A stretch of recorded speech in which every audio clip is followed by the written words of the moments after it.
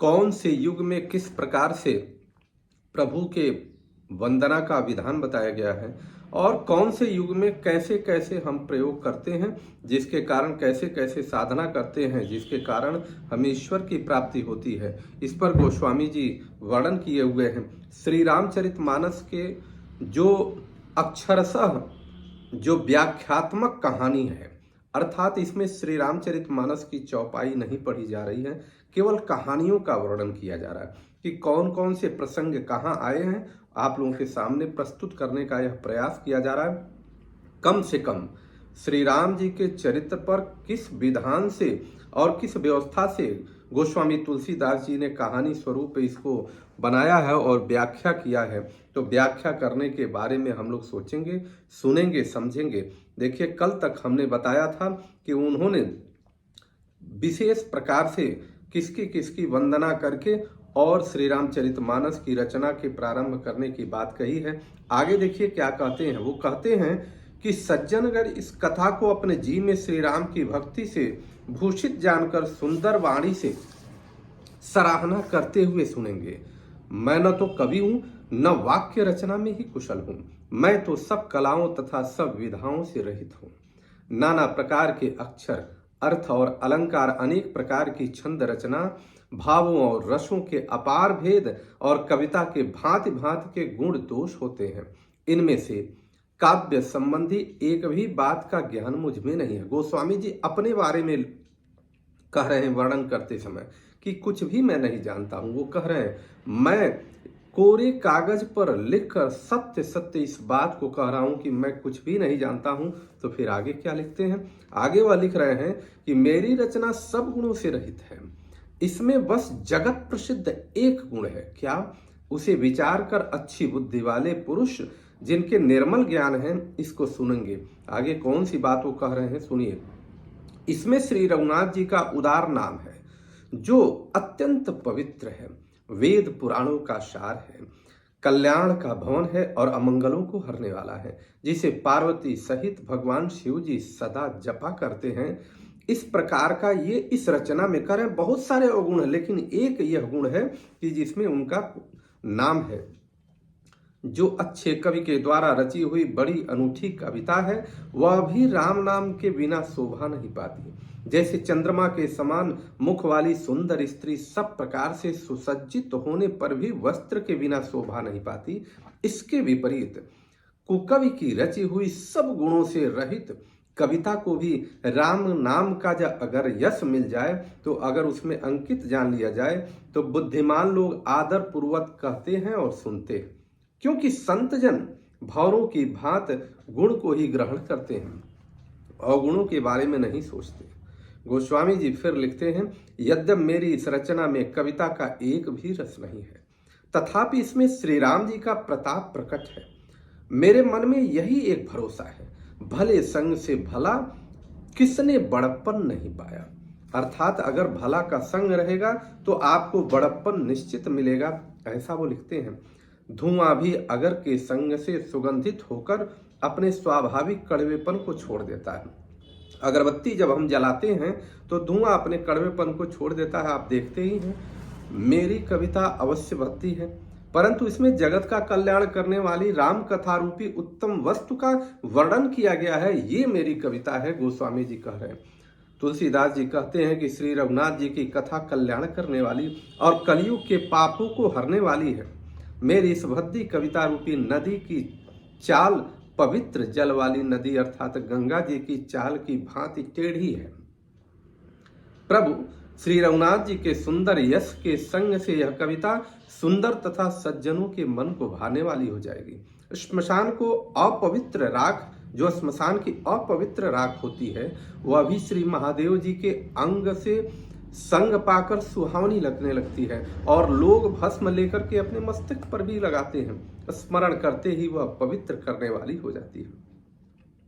श्री राम जी के यश के संग से मेरी कविता कभी सभी को अत्यंत प्रिय लगेगी, जैसे मलय पर्वत के संग से काष्ठ मात्र अर्थात चंदन बनकर वो वंदनीय हो जाता है। फिर क्या कोई काठ का विचार करता है कि यह तो काठ है? यह तो सभी लोग सोचते हैं कि यह तो चंदन है, और चंदन घिस करके उसकी वंदना करते हैं, मस्तक पर लगाते हैं।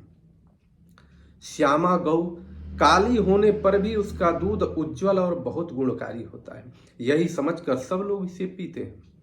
इसी प्रकार गंवारू भाषा में होने पर भी श्री सीता राम जी के यश को बुद्धिमान लोग बड़े चाव से गाते और सुनते हैं।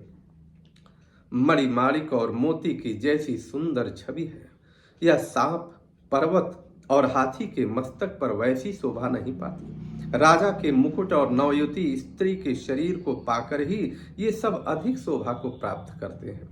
इसी तरह बुद्धिमान लोग कहते हैं कि सुकवि की कविता भी उत्पन्न और कहीं होती है और शोभा अन्यत्र कहीं पाती है। कवि की वाणी से उत्पन्न हुई कविता वहां शोभा पाती है जहां उसका विचार, प्रचार और उसमें कथित आदर्श का ग्रहण और अनुसरण होता है। कवि के स्मरण करते ही उसकी भक्ति के कारण सरस्वती जी ब्रह्मलोक को छोड़कर दौड़ी चली आती हैं। जब कवि स्मरण करता है तो वह दौड़ी चली आती हैं।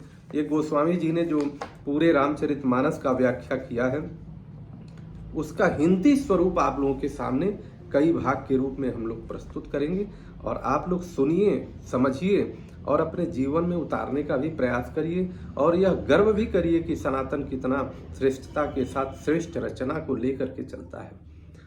सरस्वती जी की दौड़ी हुई आने की वह थकावट रामचरित रूपी सरोवर में उन्हें नहलाए बिना दूसरे करोड़ों उपायों से भी दूर नहीं होती। कवि और पंडित अपने हृदय में ऐसा विचार कर कलयुग के पापों को हरने वाले श्री हरि के यश का ही ध्यान करते हैं।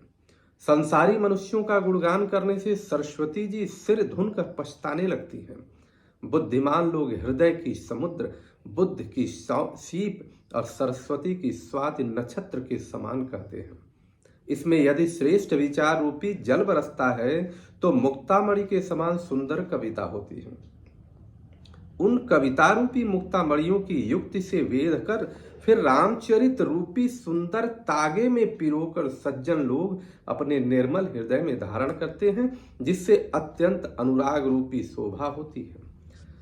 गोस्वामी जी फिर वह लिखते हैं कि जो कराल कलयुग में जन्मे हैं, जिसकी करनी कौवे के समान है और जिसका वस्त्र है वेश जो है हंस का सा है, जो वेद मार्ग को छोड़कर कुमार्ग पर चलते हैं, जो कपट की मूर्ति और कलयुग के पापों के भाड़े हैं, जो श्री राम जी के भक्त कहलाकर लोगों को ठगते हैं, जो धन, क्रोध और काम के गुलाम हैं, और जो धिंगा धिंगी करने वाले धर्म ध्वजी अर्थात धर्म की झूठी ध्वजा फहराने वाले दंभी और कपट के धंधों का बोझ ढोने वाले हैं, संसार के ऐसे लोगों में सबसे पहले मेरी गिनती है।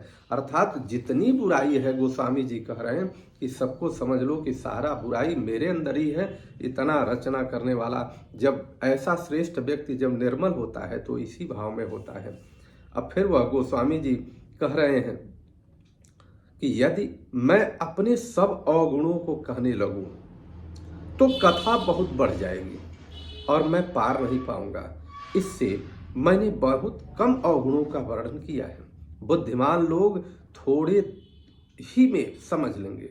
मेरी अनेकों प्रकार की विनती को समझकर कोई भी इस कथा को सुनकर दोष नहीं देगा। इतने पर भी जो शंका करेंगे वे तो मुझसे भी अधिक मूर्ख और बुद्धि के कंगाल होंगे। यह गोस्वामी जी की रचना है। मैं न तो कवि हूँ न चतुर कहलाता हूँ, अपनी बुद्धि के अनुसार श्री राम जी के गुण गाता हूँ। कहाँ तो श्री रघुनाथ जी के अपार चरित्र और कहाँ संसार में आसक्त मेरी बुद्धि। जिस हवा से सुमेरु जैसे पहाड़ उड़ जाते हैं, कहिए तो उसके सामने रुई किस गिनती में है। श्री राम जी की असीम प्रभुता को समझकर कथा रचने में मेरा मन बहुत हिचकता है, ऐसा गोस्वामी जी कहते हैं। फिर हिचकता तो है, लेकिन आगे क्या करते हैं। सरस्वती जी, शेष जी, शिव जी, ब्रह्मा जी, शास्त्र, वेद और पुराण ये सब नेति नेति कहकर पार नहीं पाकर, मतलब ऐसा नहीं कहते हुए सदा जिसका गुणगान किया करते हैं, यद्यपि प्रभु श्री रामचंद्र जी की प्रभुता को सब ऐसी ही जानते हैं, तथापि कहे बिना कोई नहीं रहा। इसमें वेद ने ऐसा कारण बताया है कि भजन का प्रभाव बहुत तरह से कहा गया है, अर्थात भगवान की महिमा का पूरा वर्णन तो कोई कर ही नहीं सकता, परंतु जिससे जितना बन सके उतना भगवान का गुणगान करे, उसको करना चाहिए, क्योंकि भगवान के गुणगान रूपी भजन का प्रभाव बहुत ही अनोखा है। उसका नाना प्रकार के शास्त्रों में वर्णन है। थोड़ा सा भी भगवान का भजन मनुष्य को सहज ही भवसागर से तार देता है।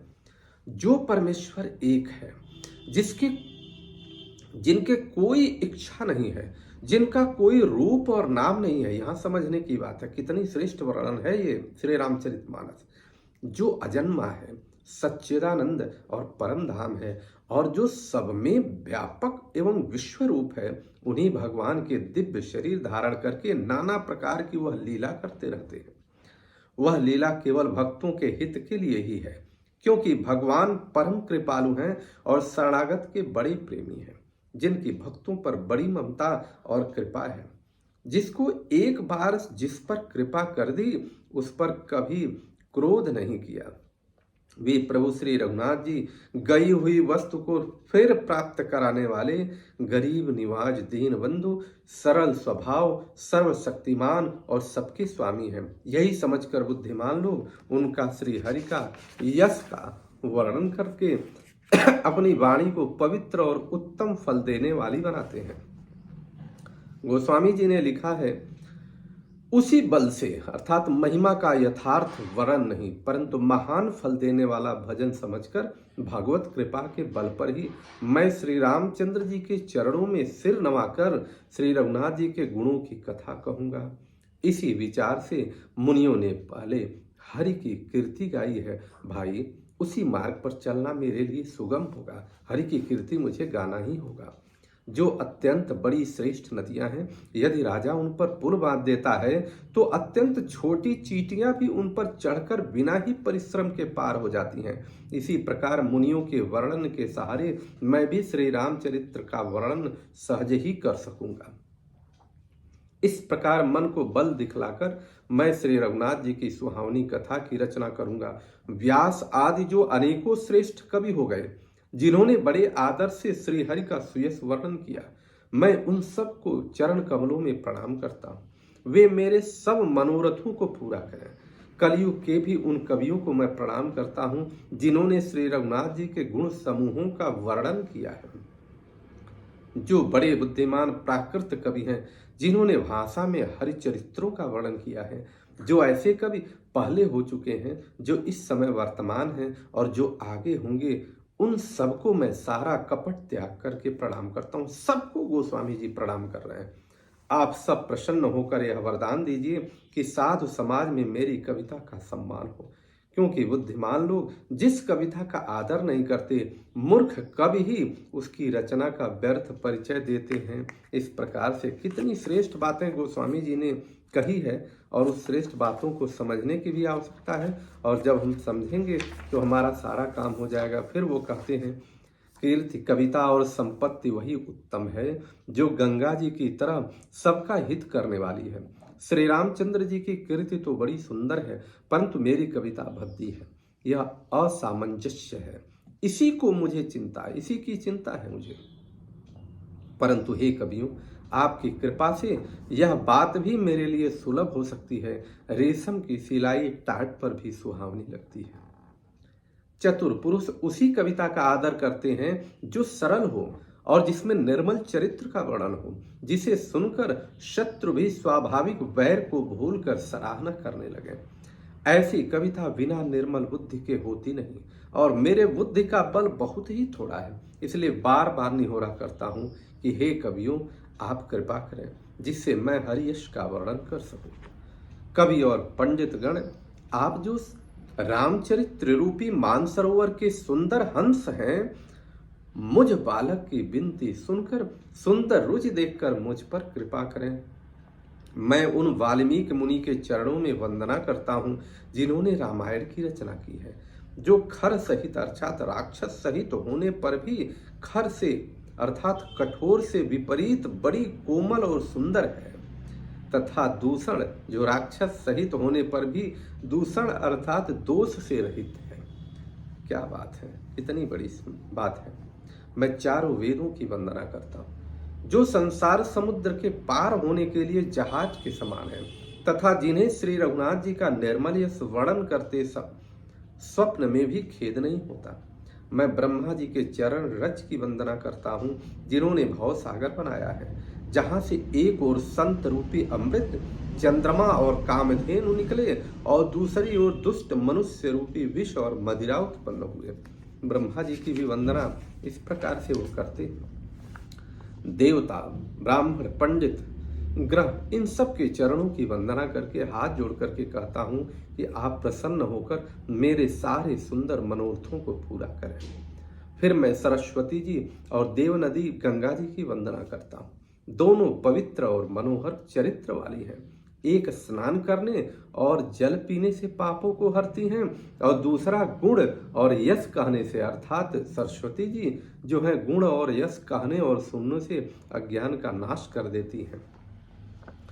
श्री महेश और पार्वती जी को मैं प्रणाम करता हूँ जो मेरे गुरु और माता पिता हैं, जो दीन बंधु और नित्य दान करने वाले हैं, जो सीतापति श्री रामचंद्र जी के सेवक, स्वामी और सखा हैं, तथा मुझ में तुलसीदास का सब प्रकार से कपट रहित हित करने वाले हैं। जिन शिव पार्वती ने कलयुग को देखकर जगत के हित के लिए शावर मंत्र समूह की रचना की, जिन मंत्रों के अक्षर बेमेल हैं, जिनका न कोई ठीक अर्थ होता है न जप ही होता है, तथापि श्री शिव जी के प्रताप से जिनका प्रभाव प्रत्यक्ष है, वे उमापति शिव जी मुझ पर प्रसन्न होकर इस कथा को आनंद और मंगल के मूल बनाएंगे।